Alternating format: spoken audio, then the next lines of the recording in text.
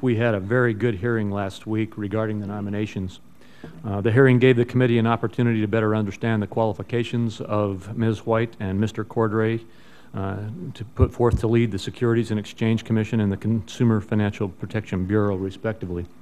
With respect to Ms. White, I fully support her nomination. Currently, the SEC is facing many demands, and expectations are high for the agency to complete all of its pending tasks in a timely manner.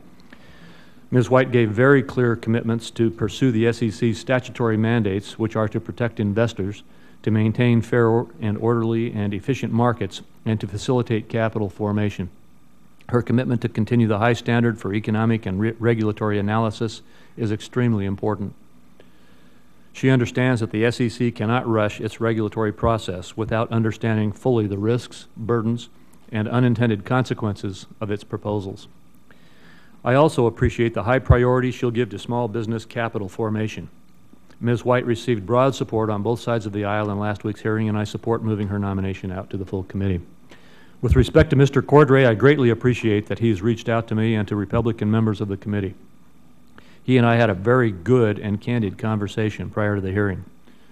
However, the issue with his nomination is a broader debate over the structural creation of a new federal department.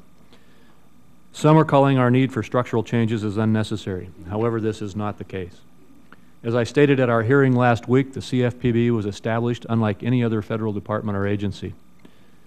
Regardless of the administration in charge, either Republican or Democrat, the CFPB's structure needs to be revised to fit the models of traditional departments and agencies.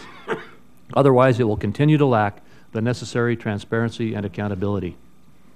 For example, at the hearing last week, I raised the issue of the fact that the CFPB had spent more than $150 million on contracts and support services in 2012. When my staff went to usaspending.gov, they found that only $58 million in total contracts were listed. This is far short of the $150 million spent by the CFPB. And many of the listed contracts were considered sole source contracts, so there was no public competitive bidding. This greatly concerns me. Where is the transparency? Where is the accountability? To alleviate these and other concerns, I reiterate my belief that structural changes to the CFPB are necessary and essential. As I mentioned at the hearing, members of the Republican caucus sent a letter to the President objecting to the confirmation of any head of the CFPB unless structural changes are made to the agency. Structural and other changes at the agency are areas I believe we can find common ground to work with, as we can improve the operation of the CFPB, improve transparency, and improve accountability.